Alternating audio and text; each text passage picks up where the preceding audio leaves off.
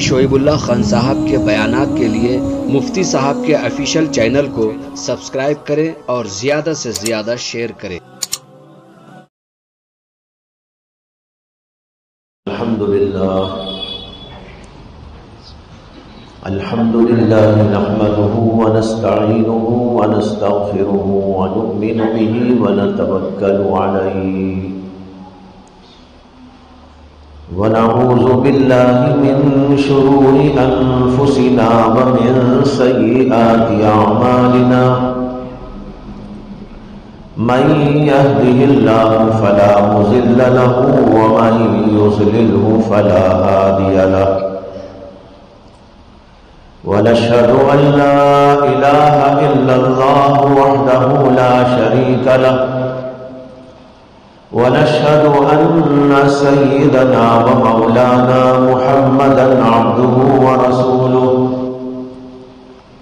صلى الله عليه وعلى آله وأصحابه وأزواجه وذرياته وسلم تسليما كثيرا كثيرا أما بعد فأعوذ بالله من الشيطان الرجيم بسم الله الرحمن الرحيم اليوم أكملت لكم دينكم وأتممت عليكم نعمتي ورضيت لكم الإسلام دينا صدق اللہ العظیم۔ محترم حضرات، بھائیوں، بزرگوں، دوستوں، اس دنیا میں اللہ تعالیٰ نے انسان کو پیدا کیا، ساری کائنات انسان کے لیے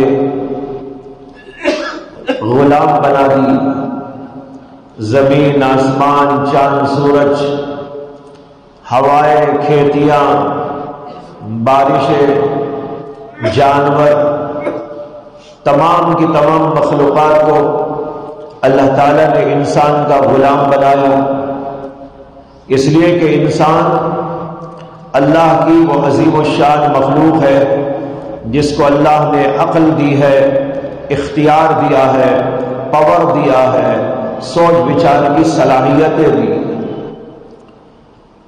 اسے انسان کو مکرم قرار دیا گیا۔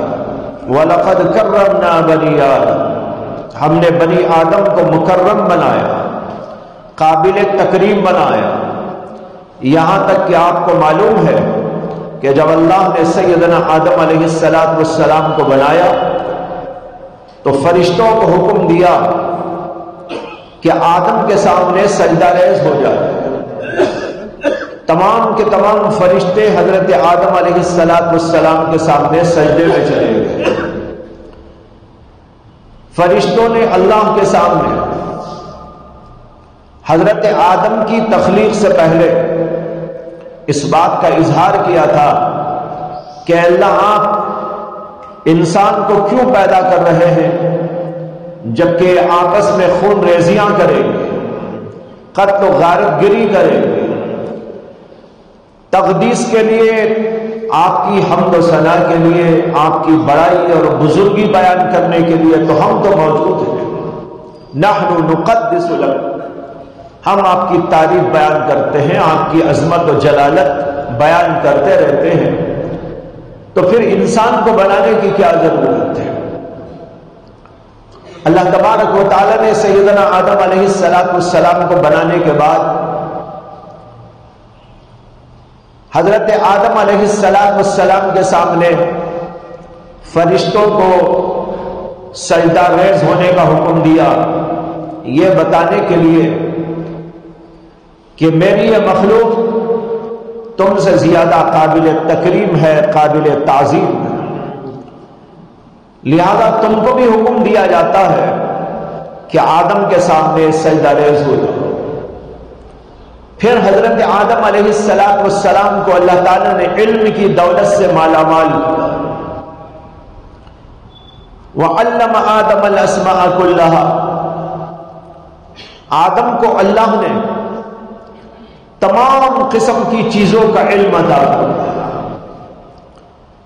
علم کا خاصہ ہے کہ علم حق میں باطل میں امتیاز کرتا ہے. علم اچھے اور برے کی تمیز پیدا کرتا ہے. علم سے مغز میں اور پوست میں فرق سمجھ میں آتا ہے. علم کی وجہ سے انسان کو روشنی ملتی ہے جس سے کہ وہ اپنا راستہ طے کر سکتا ہے، راستے پر چل سکتا ہے. کہاں گڑھا ہے، کہاں پر کوئی جانور ہے، کہاں پر سانپ بچھو ہے، اور کہاں پر کانٹے ہیں، کہاں پر درمیان میں کوئی روڑا ہے. یہ ساری چیزیں روشنی سے معلوم ہوتی ہیں. جب آپ چل رہے ہو، راستہ صاف ہو، اس میں لائٹ لگی ہوئی ہو، آپ اس کے اوپر چلتے رہیں تو آپ کو سمجھ میں آتا رہے گا کہ ہاں یہاں گڑھا ہے، یہاں بچ کے جانا چاہیے، اور یہاں پر جانور بیٹھا ہوا ہے، سانپ بیٹھا ہوا ہے، کوئی اور چیز ہے، یہاں کیسا بچ کے نکلنا چاہیے، اور یہاں پر کانٹے دار درخت ہے، ان کانٹوں کے اندر سے مجھ کو بچ کے کیسے نکلنا چاہیے. یہ سب اس وقت میں سمجھ میں آتا ہے، دکھائی دیتا ہے جبکہ راستے پر لائٹ موجود ہے. جیسے راستے پر لائٹ ہوتی ہے تو ہر چیز صاف اور کھلے طور پر معلوم ہوتی ہے، دکھائی دیتی ہے، سمجھ میں آتی ہے.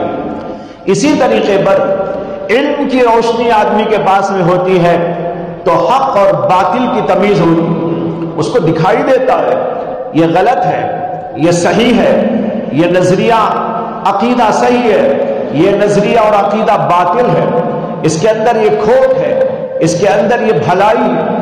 ہر اچھائی اور برائی کو انسان اپنی عقل کی روشنی میں دیکھ سکتا ہے، لیکن اس کے پاس علم ہونا چاہیے. اگر علم موجود نہیں ہے تو پھر انسان کو سمجھ میں نہیں آئے گا کہ حق کیا ہے، باطل کیا ہے، اچھا کیا ہے اور برا کیا ہے. اس لیے سیدنا آدم علیہ السلام کو اللہ تعالیٰ نے سب سے پہلے علم کی دولت سے مالا مال کیا. وَعَلَّمَ آدَمَ الْأَسْمَاءَ كُلَّهَا، اور پھر اللہ تعالیٰ نے حضرت آدم سے فرمایا کہ اے آدم، ہم نے جو علم آپ کو عطا کیا ہے وہ علم ان فرشتوں کے سامنے ظاہر کرو، بیان کرو. تو اللہ تبارک و تعالیٰ کے حکم پر جب حضرت آدم علیہ السلام نے جو پڑھایا گیا تھا، جو علم ان کو عطا کیا گیا تھا، وہ فرشتوں کے سامنے پیش کیا تو اللہ نے فرشتوں سے کہا تمہارے سامنے تو علم آ گیا ہے، ذرا اب تم بیان کرو کیا ہے. لیکن فرشتوں کی سمجھ میں نہیں آیا. فرشتے عبادت تو کرتے تھے لیکن ان کے اندر یہ صلاحیت نہیں تھی کہ علم کے حامل بن جائے. اللہ نے آدم علیہ السلام کو علم عطا کیا، فرشتوں سے کہا اب تم ذرا بیان کرو، انبیونی، مجھے بتاؤ. تو فرشتے کہنے لگے لا علم لنا الا ما، اے اللہ ہم کچھ نہیں جانتے مگر وہی جو آپ نے ہم کو سکھا دیا ہے. آپ کی ذات بڑی پاکیزہ ہے، ہم ہی غلطی پر تھے، اب ہماری سمجھ میں آ گیا کہ آدم کا اتنا بڑا مقام کیوں ہے کہ آدم علیہ السلام کو اللہ آپ نے پیدا فرمایا اور ان کو اتنا بڑا مقام دیا، ان کو مکرم قرار دیا. ہم اب اعتراف کرتے ہیں کہ ہم آدم سے سبقت نہیں لے جا سکتے. حضرت آدم علیہ السلام کو جو سب سے بھاری چیز عطا کی گئی تھی وہ تھی علم. اگر علم انسان کے پاس میں ہو تو اس کا مطلب یہ ہے کہ وہ آدم کا سچا جانشین ہے. اور کسی کے پاس علم موجود نہ ہو تو اس کا مطلب یہ ہے کہ وہ آدم کا سچا جانشین نہیں ہے۔ باپ جو وراثت چھوڑ کے گیا اس کا صحیح وارث وہی ہو سکتا ہے جو باپ کی وراثت کو پانے والا ہو۔ جو باپ کی وراثت کو نہیں پایا وہ اس کا سچا جانشین کہاں ہو سکتا ہے؟ ہمارے باپ حضرت آدم علیہ السلام نے جو خاص چیز عطا فرمائی اور اللہ نے ان کو عطا فرمائی تھی وہ تھا علم۔ جیسے کہ عرض کر چکا ہوں، علم ہی سے انسان کو اچھائی میں برائی میں فرق معلوم ہوتا ہے۔ علم ہی کے ذریعے انسان کو حق میں اور باطل میں امتیاز ہوتا ہے۔ علم ہی کے ذریعے انسان اچھے اخلاق میں برے اخلاق میں فرق اور تمیز کر سکتا ہے، اور علم ہی وہ چیز ہے جو انسان کو صراط مستقیم کا راستہ دکھاتی ہے۔ اگر یہ راستہ دکھاتا ہے، اگر یہ موجود نہ ہو انسان کے پاس میں تو پھر انسان ان ساری چیزوں کے اندر فیل ہو جاتا ہے۔ بھائیوں، آج کے دور میں دیکھا یہ جا رہا ہے کہ ہم کھا رہے ہیں، کما رہے ہیں، جما رہے ہیں، بلڈنگوں پر بلڈنگیں بنا رہے ہیں، بہت سے لوگ مختلف قسم کے کاروبار میں آگے بڑھتے جا رہے ہیں اور دنیا کا علم بھی حاصل کر رہے ہیں، اسکولوں کو جاتے ہیں، کالجوں کو جاتے ہیں، یونیورسٹیوں کو جاتے ہیں اور مختلف علوم فنون پڑھتے ہیں۔ لیکن آدم علیہ السلام نے جو ایک خاص علم عطا کیا تھا جس کا نام وہ علم ہے جو انسان کو اچھائی اور برائی میں تمیز دکھاتا ہے، آج اس علم سے اکثر بیشتر لوگ محروم ہیں۔ ان کو نہیں معلوم ہو رہا حق اور باطل کیا، دونوں میں فرق کیا ہے، اچھائی اور برائی میں کیا فرق ہے، صحیح کیا، غلط کیا، اچھے اخلاق کیا، برے اخلاق کیا، کچھ پتہ نہیں، بس زندگی یوں ہی گزرتی جا رہی ہے۔ نتیجہ یہ ہو رہا ہے کہ کوئی بھی باطل طاقت، باطل نظریہ، باطل فرقہ، باطل کی دعوت دینے والے لوگ آتے ہیں اور اپنی بات کسی کے سامنے لبھانے والے انداز میں پیش کر دیتے ہیں تو آدمی ان سے متاثر ہو جاتا ہے اور اپنا ایمان کھو کر اس باطل نظریے کا حامل بن جاتا ہے۔ یہ کیوں ہو رہا ہے؟ اس لیے ہو رہا ہے کہ آدمی کے پاس علم موجود نہیں۔ آج کا دور بھائیوں بڑے بدترین فتنوں کا دور ہے، انتہائی خطرناک قسم کے فتنے جو پہلے سے تھے وہ بھی اور جو نہیں ہے وہ بھی آگے بڑھتے جا رہے ہیں۔ نئے نئے فتنے جنم لے رہے ہیں، پرانے فتنوں کے اندر جان پڑتی جا رہی ہے اور وہ باطل فرقے مسلمانوں پر حملہ کر رہے ہیں، ان کے ایمان پر ڈاکہ ڈال رہے ہیں، ان کے ایمان کو برباد کرنے کی کوششوں میں لگے ہوئے ہیں اور ایسی باتوں سے چکنی چوپڑی اور لبھانے والی لوگوں کے سامنے باتیں کرتے ہیں جس سے کہ ایک آدمی جس کے پاس صحیح علم نہ ہو، علم کی روشنی موجود نہ ہو، وہ متاثر ہو جاتا ہے اور غلط عقائد و غلط نظریات میں پڑ جاتا ہے۔ یہ بات آج بہت عام ہوتی جا رہی ہے۔ فتنے تو ایسے دنیا میں بہت ہیں۔ ایک فتنہ جو سب سے بڑا ہوتا ہے وہ فتنہ ہے جو ایمان پر حملہ کرتا ہے، ایک وہ فتنہ ہے جو ہمارے اعمال میں خلل ڈالتا ہے، ایک وہ فتنہ ہے جو اس سے بھی کمتر درجے کے اندر کچھ چیزوں میں ہمیں مبتلا کر دیتا ہے، جیسے آپس میں لڑنا، جھگڑنا، اختلافات، حسد، کینہ، بغض اور آپس کی عداوتیں، چپ قلش، یہ چیزیں پیدا کر دیتا ہے۔ یہ بھی بہت بڑے ہیں مسائل لیکن ان کے مقابلے میں ذرا چھوٹے ہیں، لیکن سب سے بڑا جو فتنہ ہوتا ہے وہ ایمان پر حملے والا فتنہ ہوتا ہے جس سے کہ آدمی ایمان کھو بیٹھتا ہے۔ آج کے دور میں ایمان کی لوگوں کی نگاہوں میں قدر و قیمت گھٹ گئی، مال کی، پیسے کی، دنیا کی دولت کی اور دنیا کی چیزوں کی، منصبوں کی، ڈگریوں کی، ان چیزوں کی وقت بہت بڑھ گئی۔ لوگ سمجھتے ہیں کہ ہمیں جینا ہے تو بس جناب پیسہ ہونا چاہیے، ہمیں زندگی کرنا ہے تو ہمیں ڈگری ہونا چاہیے، ہمیں دنیا میں باعزت زندگی گزارنا ہے تو ہمارے پاس بلڈنگیں ہونا چاہیے، اور ہمیں دنیا میں راحت کے ساتھ جینا ہے تو ہمارے پاس یہ اسباب و سامان اور عیش و عشرت کی چیزیں ہونی چاہیے۔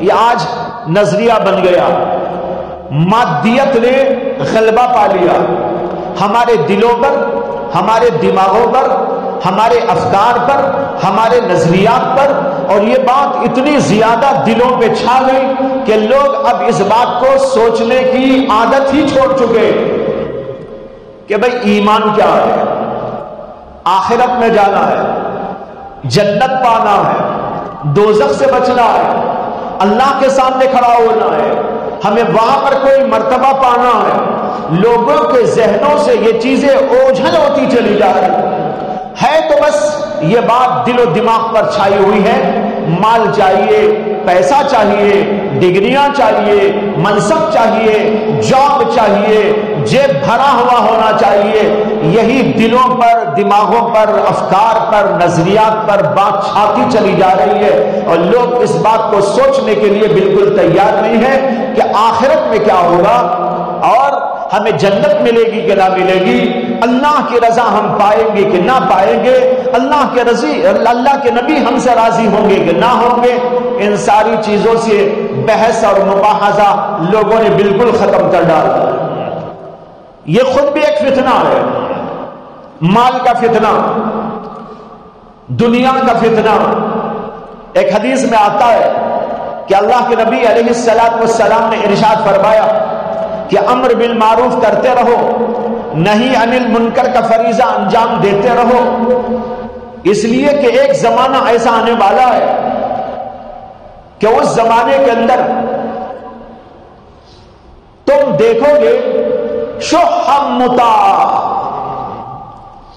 شحم مطاع کیا معنی؟ اس کا معنی ہے حرص اتنی بڑھ جائے گی، اتنی بڑھ جائے گی کہ لوگ اپنی حرص کے مطابق ہی عمل کرتے جائیں۔ حرصم شحم مطاع، مطاع کے معنی جس کی پیروی کی جائے، جس کی بات سنی جائے، دل میں حرص بیٹھ گئی، مال کی محبت بڑھ گئی، اور آدمی چاہ رہا ہے کہ بس یہ مال میرے پاس میں رہے، مال جو بول رہا ہے، دل جو بول رہا ہے اس کی اطاعت اور بندگی کرتا جا رہا ہے، حرص کا مادہ اتنا زیادہ ہو جائے۔ جب تم ایسی بات دیکھو، اور دوسری بات فرمائی وہ دنیا موسرا، جب دنیا کو ترجیح دی جانے لگی، ہر آدمی دنیا ہی کی بات کرے، مال کی بات، پیسے کی بات، منصب کی بات، ڈگری کی بات، مکان کی بات، دکان کی بات، عیش کی بات، عشرت کی بات، اسباب کی بات، کار کی بات، بنگلے کی بات، کپڑوں کی بات، بس جب بھی بیٹھیں گے اسی کا چرچا، اسی کا تذکرہ، اسی کی بحث، اسی کو ترجیح، ہر وقت اسی کا تصور، جب ایسی بات پیش آ جائے۔ اور تیسری بات فرمائی وہ اعجاب کل ذی رائے برائے، اور جب تم دیکھو ہر آدمی اپنی رائے کو ترجیح دے رہا ہے، اپنی رائے کے بارے میں سمجھتا میں جو بول رہا ہوں وہی صحیح، میں جو سوچ رہا ہوں وہی صحیح، باقی سب غلط، کسی کی کوئی پرواہ نہ کرے، اپنی ہی بات کو ترجیح دینے لگے۔ اللہ کے نبی نے فرمایا امر بالمعروف کرتے رہو، نہی عن المنکر کرتے رہو، ایک زمانہ ایسا آئے گا کہ تم دیکھو گے شحم مطاع و دنیا موسرا و اعجاب کل ذی رائے برائے، جب یہ تین چیزیں تم دیکھنے لگو تو فرمایا پھر تو تم لوگوں کو چھوڑ دو، عوام کو چھوڑ دو، اپنے آپ کے پیچھے لگ جاؤ کہ میں کیا ہوں، میرا نفس کیا ہے، میری اصلاح میں کروں، میری اپنی فکر میں لگ جاؤں۔ اللہ کے نبی نے کہا کہ اپنے آپ کی فکر میں لگ جاؤ، دنیا کو چھوڑو۔ آج ایسا نقشہ نظر آ رہا ہے کہ نہیں آ رہا ہے؟ دنیا کی حرص، محبت، دنیا کی ترجیح، اپنے آپ پر بھروسہ، اپنے آپ کے اعتماد، یہ ساری چیزیں آج پیش آتی جا رہی ہیں۔ بھائیو، یہ بہت ہی بدترین قسم کی چیزیں ہیں کہ آدمی دنیا کو ترجیح دینے لگے، مادیت کا غلبہ ہو جائے۔ آج ساری دنیا پر مادیت کا غلبہ ہے، مال، پیسہ، دولت، دنیا کی چیزیں، عیش و عشرت کا سامان، باقی نماز، روزہ، حج و زکات، ذکر اور فکر، اللہ کی محبت، اللہ تعالیٰ سے تعلق، اللہ تبارک و تعالیٰ سے دل لگانا، انابت اور خشوع، آخرت کی فکر، آخرت کے لیے جد و جہد، رات کی عبادت، دن کے اندر عبادت، یہ ساری چیزیں چھوٹتی چلی جا رہی ہیں اور اتنی کم ہو گئی کہ آج امت مسلمہ کا حال غیروں کے جیسا نظر آ رہا ہے۔ یہ ہے بڑی فکر مندی کی بات۔ مسلمانوں کا تو ایسا حال ہونا چاہیے تھا کہ ان کے ذہنوں کے اندر ہر وقت نیکی و طاعت، اللہ کی عبادت اور اللہ کی اطاعت گھسی ہوئی ہو۔ چار آدمی کہیں بیٹھتے تو وہ ذکر آخرت کا کرتے، وہ ذکر نیکیوں کا کرتے، تقوی کے بارے میں بحث کرتے، اطاعت اور بندگی کے بارے میں تبصرے کرتے، بزرگوں کے احوال اور ان کے جو ہے آثار، ان کا ذکر کیا جاتا، حضرات صحابہ کرام کی زندگیوں کا نقشہ سامنے لایا جاتا، محمد عربی صلی اللہ علیہ وسلم کی زندگی کا نقشہ اور آپ کی سیرت کے احوال پیش کیے جاتے۔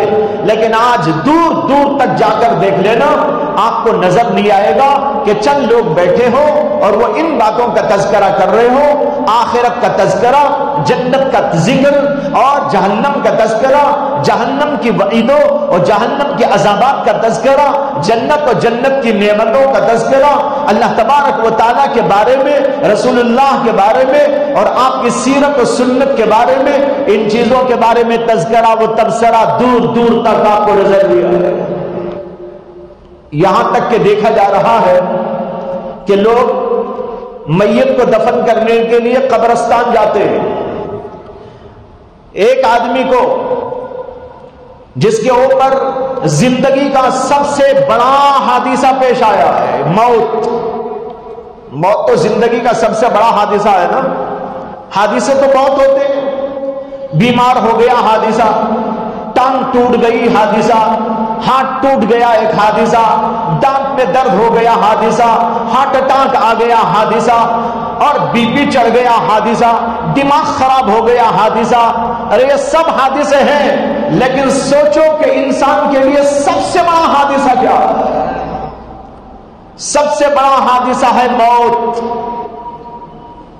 ہر آدمی یہاں بیٹھا ہوا سوچ لے، آج بھی میں دو چار ہوں مختلف قسم کے حوادث کا، بیماریاں آ رہی ہیں، مختلف اور چیزیں آ رہی ہیں، ستا رہی ہیں، مصائب آ رہے ہیں، فقر آ رہا ہے، فقا آ رہا ہے، مصیبتیں آ رہی ہیں، بیماریاں آ رہی ہیں، تنگیاں آ رہی ہیں، حوادث پیش آ رہے ہیں۔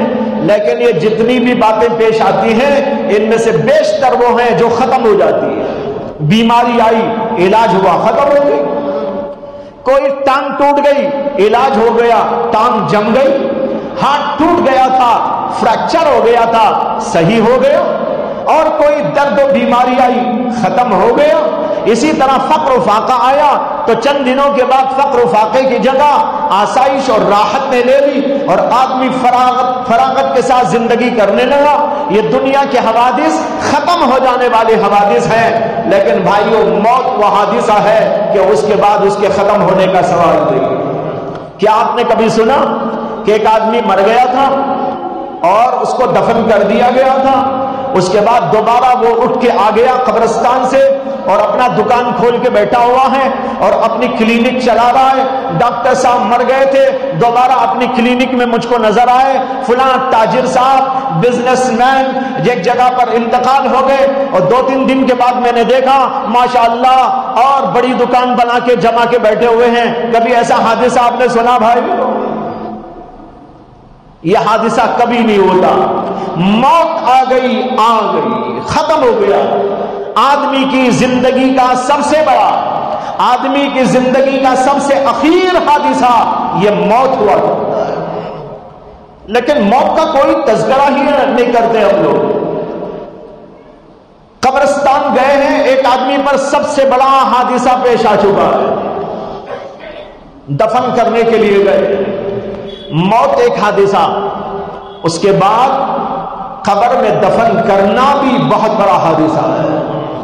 ذرا آدمی سوچے، جب میں مر جاؤں گا مجھ کو لے جایا جائے گا، قبرستان کے اندر رکھ کر، قبر کے اندر رکھ کر میرے اوپر مٹی کا ڈھیر ڈال دیا جائے گا. اندھیرے ایک چھوٹے سے کمرے میں میرے اوپر مٹی ڈال کر ماں باپ بھی آ جائیں گے، بچے بھی آ جائیں گے، دوست بھی آ جائیں گے، بہت گہرے تعلقات والے بھی آ جائیں گے، پڑوسی بھی واپس چلے آئیں گے، سارے کے سارے مجھے دفن کر کے آ جائیں گے. مرتے وقت تو ذرا رو لیا تھا، دفن کر کے آنے کے بعد روتے بھی نہیں، یاد بھی نہیں کرتے. وہاں سے آنے کے بعد اب اپنا کھانا کھا رہے ہیں، لوگ بستروں پہ جا رہے ہیں آرام کرنے کے لیے. یہ سب ہوتا ہے، اپنے اپنے کاروبار میں لگ جاتے ہیں. وہ جو قبر میں چلا گیا، تنے تنہا چلا گیا، انتہائی ویران جگہ پر چلا گیا، اور ایسی جگہ چلا گیا جہاں پر سانپ بھی ہو سکتے ہیں، جہاں بچھو بھی ہو سکتے ہیں، جہاں اور خطرناک جانور بھی ہو سکتے ہیں، جہاں انتہائی اندھیرا چھایا ہوا ہوتا ہے، ہر قسم کے کیڑے مکوڑوں کا وہ گھر ہے. اس گھر کے اندر اس کو سلا کے آ گئے. اب بتاؤ یہ دوسرا حادثہ موت کے بعد اس کے اوپر ہوا کہ نہیں ہوا؟ اور یہ واقعہ اس پر ہوا، کیا ہم پر نہیں ہوگا؟ ہم قبرستان میں گئے تھے دفن کرنے، ہم قبرستان میں گئے تھے دفن کر کے واپس چلے آئے، لیکن دیکھا یہ جاتا ہے کہ قبرستان میں کھڑے ہو کر بھی لوگ اپنے موبائل فون دیکھ رہے ہیں. یہ میں اپنی آنکھوں سے دیکھا ہوا واقعہ بیان کر رہا ہوں. میں نے دیکھا ہے قبرستانوں میں دفن ہو رہا ہے آدمی، لیکن یہ بیچارے وہیں پر اپنے فون میں مگن ہیں، کسی سے بات چیت کے اندر مگن ہیں، کسی سے ہنسی مذاق میں مگن ہیں، یا اپنے دوستوں کی گیان بنا کر وہیں پر دو چار آدمی کھڑے کھڑے کچھ ہنسی اور مذاق بھی کر رہے ہیں. ایک آدمی دفن ہو رہا ہے، دنیا کے عالم سے آخرت کے عالم کو منتقل ہو رہا ہے. اللہ اکبر. معمولی حادثہ ہے؟ اتنا عظیم الشان حادثہ، اتنا زیادہ زبردست قسم کا حادثہ، لیکن اس کے باوجود وہیں پر کھڑے ہوئے لوگ دنیا کی گفتگو، مال کی گفتگو، بزنس کی گفتگو، یا ہنسی اور مذاق اور تفریح کا سامان پیدا کر رہے، موبائل کے اندر کچھ دیکھتے چلے جا رہے ہیں. ارے اللہ کے بندو، یہ وقت تو وقت تھا، ہر آدمی اس مرنے والے کو دیکھ دیکھ کر اپنی موت کو یاد کر لیتا. ایک بزرگ تھے، چلے جا رہے تھے، ایک جنازہ جا رہا تھا، وہ جنازے کے ساتھ ساتھ چل رہے تھے. کوئی آدمی راستے میں ان سے ملا اور مل کر پوچھنے لگا کہ حضرت یہ کس کا جنازہ ہے؟ جیسے لوگ پوچھتے ہیں کس کا جنازہ ہے، کون مر گئے؟ تو وہ آدمی ان سے آ کر پوچھا کہ حضرت کس کا جنازہ ہے؟ انہوں نے کہا تیرا جنازہ ہے. اس نے جو عجیب سے انداز میں دیکھا تو انہوں نے کہا اگر تجھے برا لگ رہا ہے تو سمجھ میرا جنازہ ہے. کیا مطلب ہوا؟ یہ نہ پوچھ کے کون مرا، یہ دیکھ کے تو بھی مرنے والا ہے، تجھے بھی قبر میں جانا ہے، تجھے بھی اسی اندھیرے ویران جگہ کے اندر رہنا ہے، وہیں جہاں کیڑے اور مکوڑے اپنا بسیرا کرتے ہیں، جہاں سانپ پر بچھو کی آمد و رفت ہو سکتی ہے، ایسے خطرناک گڑھے کے اندر تجھ کو بھی دفن کیا جائے. لیکن بھائیوں، دنیا کے غلبے میں، مادیت کے غلبے میں، ایسے قبرستان جیسی جگہ میں جہاں پر صرف اور صرف موت یاد آنی چاہیے، آخرت کا تذکرہ ہونا چاہیے، جنت و جہنم کا ذکر ہونا چاہیے، آدمی کا تصور آخرت کے بارے میں یقین کے درجے کو پہنچ جانا چاہیے، وہاں پر کھڑے ہو کر بھی لوگ دنیا کی باتیں کرتے ہیں. یہ ہے مادیت کا غلبہ. ساری دنیا پر مادیت چھا گئی، دنیا چھا گئی. ہر آدمی کی سوچ میں، دل میں، دماغ میں یہی بات اتر گئی ہے، دنیا دنیا، خواب دیکھتا ہے تو دنیا کا، مذاکرہ کرتا ہے تو دنیا کا، چلتا پھرتا ہے تو دنیا ہی کے تصور کے ساتھ، اور کوئی چیز اس کے ساتھ میں نہیں آتی۔ بھائیوں، ہمارے اسلاف کا طرز تو یہ تھا۔ روایات کے اندر آتا ہے کہ حضرت سیدنا عمر بن عبدالعزیز رحمت اللہ علیہ، جو امیر المؤمنین بھی تھے، انتہائی بڑے عابد و زاہد اور متقی اور بہت بڑے اللہ کے ولی بھی تھے۔ ایک طرف اللہ نے ان کو دنیاوی اعتبار سے امارت کا اور حکومت کا منصب عطا کیا تھا، وہ امیر المؤمنین تھے اپنے زمانے، لیکن اس کے ساتھ ساتھ اللہ نے ان کو تقوی، دیانت، عبادت، ریاضت، مجاہدہ، اس کا بھی خاص الخاص ذوق، اور اللہ نے یہ بھی منصب ان کو عطا کیا تھا۔ دین دنیا دونوں اللہ نے ان کو عطا کیے۔ ان کے بارے میں آتا ہے کہ ان کے یہاں روزانہ مجلس سے مذاکرہ ہوتی تھی۔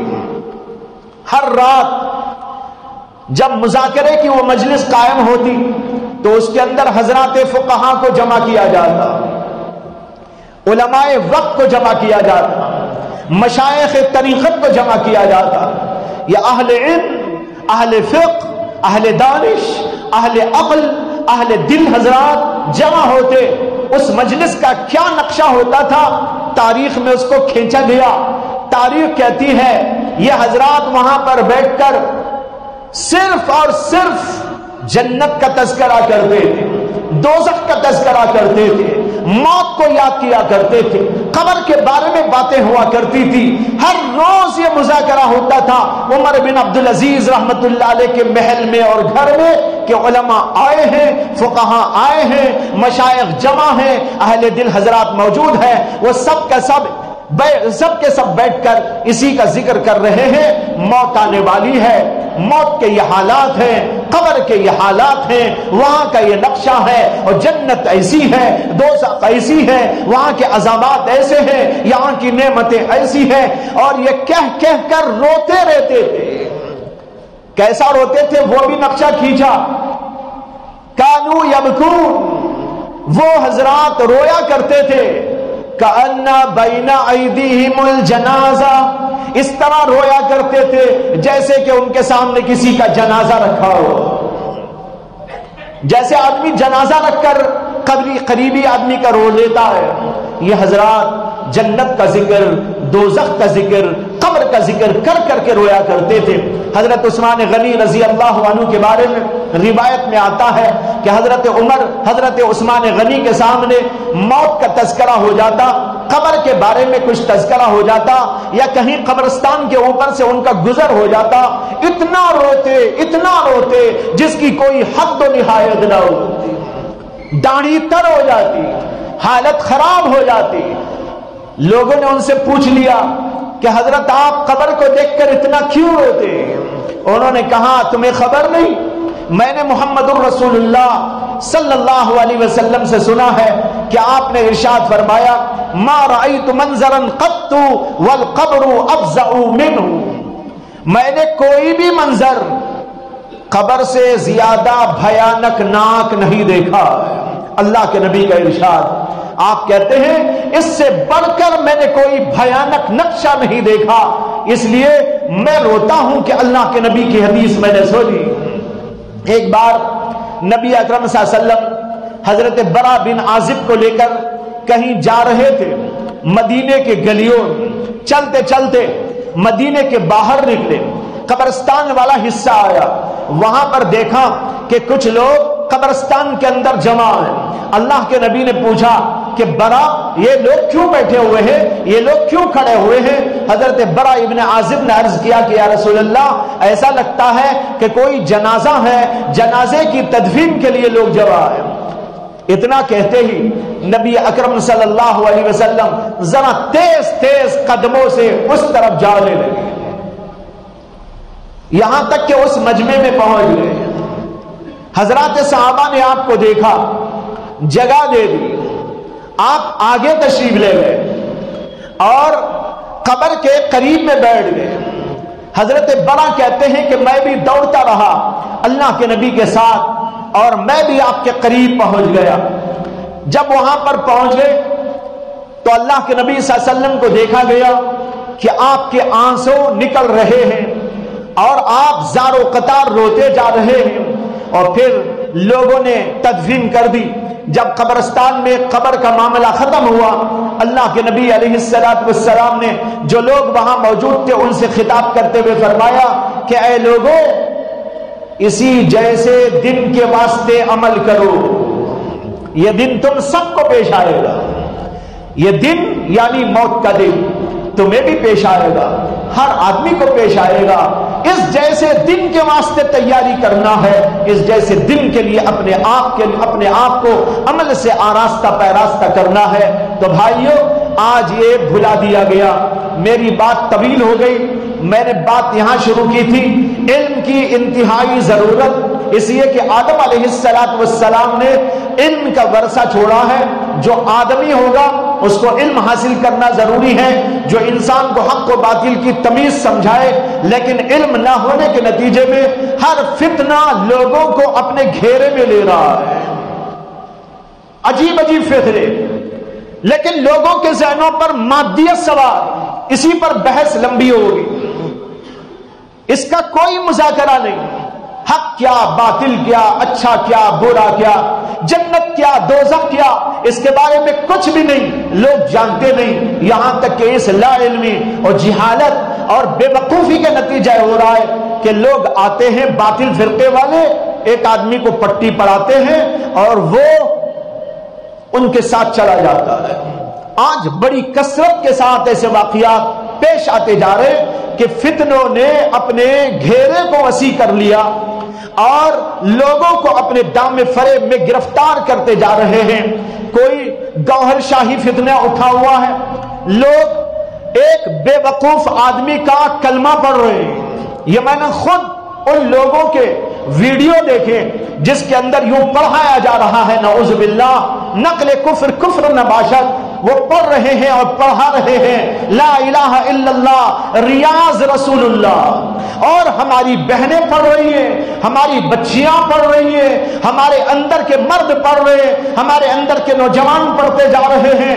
ایسا فتنہ، ایک آدمی کو اتنی خبر نہیں ہے مسلمان ہونے کے باوجود کہ ہم آخری نبی کے پیروکار ہیں، ختم نبوت اللہ نے آپ کے لیے بطور تاج استعمال فرمایا اور قرآن میں اعلان فرمایا ما كان محمد ابا احد من رجالکم ولکن رسول اللہ وخاتم النبیین، آپ خاتم النبیین ہیں، آپ کے بعد کوئی نبی آنے والا نہیں۔